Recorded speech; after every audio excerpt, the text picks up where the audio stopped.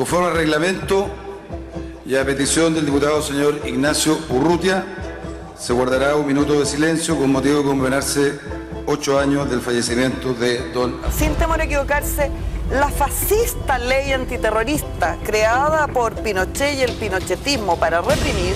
Si estamos aquí, cada una de nosotras, para hacer una lucha contra toda la injusticia y contra toda esa gente que está aquí, en esta tierra, destruyendo a nuestra madre, violentando a nuestros hijos, violentando a nuestra familia. Esta larga y triste lista, esta lista que es una vergüenza para los chilenos, continúa con menores de edad. Todas estas personas murieron, la mayoría de ellos muy jóvenes, pero siendo ya mayores de 18 años.